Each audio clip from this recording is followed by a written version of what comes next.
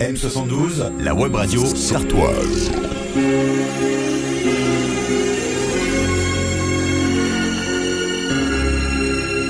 Bonjour!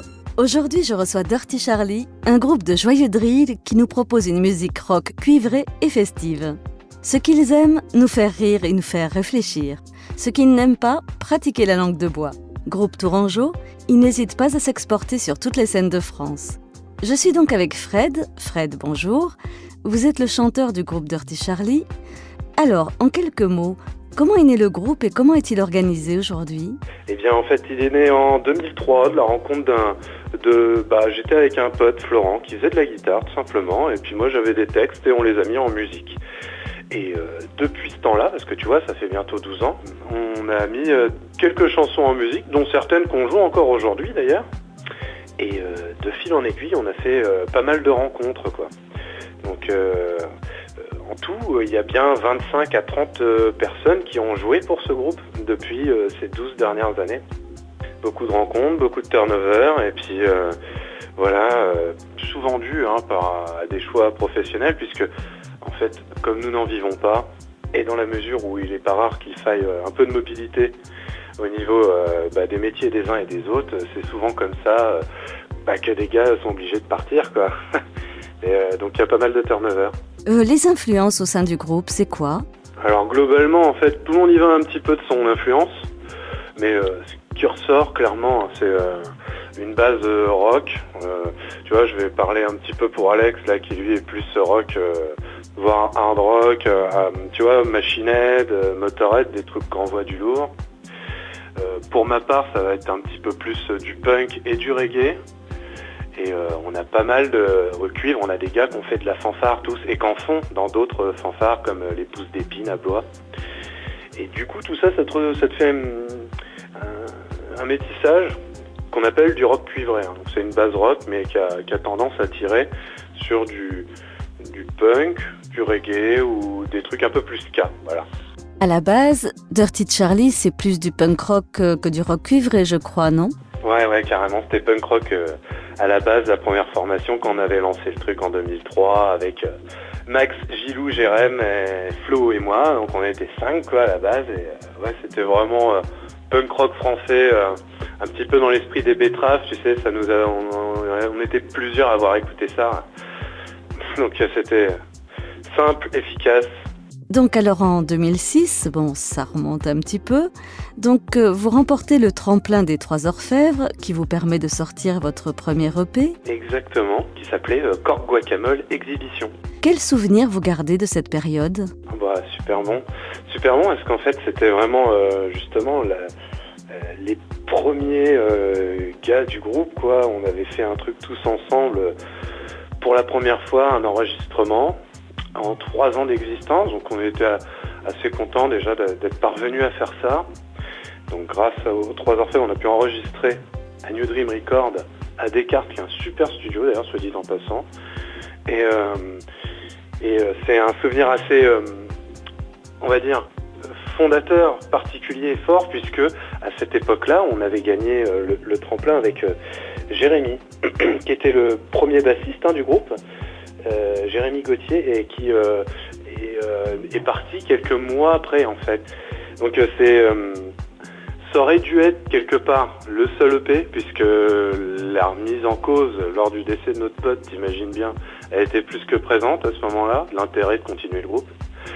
Et puis en fin de compte, on s'est dit que ce serait quand même un peu bête d'arrêter maintenant, d'autant que tous ensemble, lui y compris, on avait cravaché pour monter ce groupe et du coup on a plutôt pris le pari de continuer et de pas oublier d'où on vient, ce qu'on fait et à qui on doit, dont lui. Donc c'est un souvenir assez fort quand même, encore aujourd'hui. C'eût été à mon avis bête d'arrêter, un petit peu d'oublier notre pote, vaut mieux continuer à faire ce groupe et lui rendre hommage régulièrement sur scène. Parce que implicitement, pour ma part, je fais à chaque fois et j'hésite pas à parler de lui aussi au micro, quoi. Voilà, c'était assez fort, encore aujourd'hui plutôt douloureux, mais il vaut mieux l'assumer pleinement que se le cacher. On va terminer sur une note un peu plus gaie. On va s'écouter Jean-Jo, qui figurera donc sur votre prochain album. C'est quoi l'histoire de ce morceau en quelques mots ? Alors, en fait, c'est la mise en perspective de deux faits. Pour dire simple, en 2010, il y a un jeune homme qui, dans le cadre de manifestations étudiantes, a reçu un tir de flashball de la part d'un CRS parce que, justement, il bloquait leur lycée à Montreuil, dans le 93. Il s'est fait punir, on va dire, un peu sèchement par le biais d'un tir de flashball qui a fait un décollement de la rétine, fracture de la pommette, et il était même question qu'il perde un œil. Voilà, c'est quand même pas de bol. Et quelques mois plus tard, je crois que c'était en janvier 2011 ou février 2011, les CRS avaient fait une petite grève aussi, surprise, due à l'annonce de M. Sarkozy qui proposait de fermer quelques casernes qui, selon lui, n'étaient plus utiles. Et il n'y a pas eu la moindre réaction au niveau étatique. C'est-à-dire qu'il n'y a pas eu d'affrontement, voilà, pour imposer la volonté. Et ils ont obtenu 100% de ce qu'ils voulaient. Et j'ai trouvé que ça faisait un petit peu deux poids, deux mesures. Le tout en 3 mois, bon, ça m'a un petit peu, inspiré ce texte du moins. Voilà. Et pour la petite histoire, cette chanson, là, Jean-Jo, en fait, c'est un record qu'on a fait avant pour proposer à toi et à toutes les personnes qui t'écoutent ce qu'on va faire pour le prochain album de 2015. Okay. Elle est même pas sortie encore. Eh bien, merci Fred. Mais de rien. Et puis, j'allais oublier, dirtycharlie.com, c'est important d'y aller. Voilà. Ah oui, en effet, très important d'y aller pour retrouver toutes les news sur votre groupe, les dates de concert, etc. Et nous, on se quitte donc avec Jean-Jo, qui figurera donc sur votre prochain album. Merci. M72, la web radio sartoise.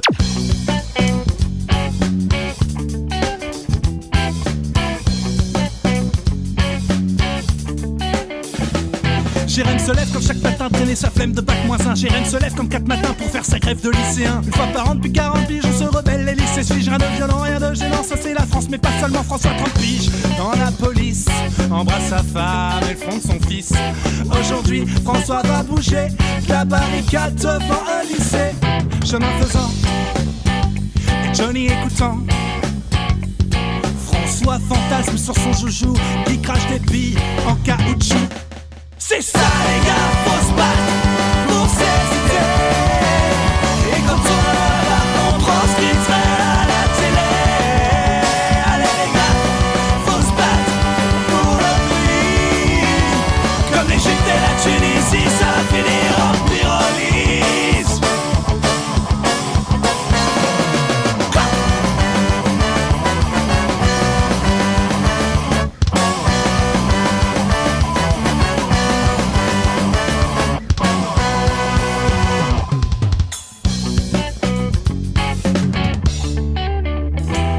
Ça fait les shows devant le lycée Jean-Jo, fort de son esprit rebelle. Jérém déplace une poubelle là pour François.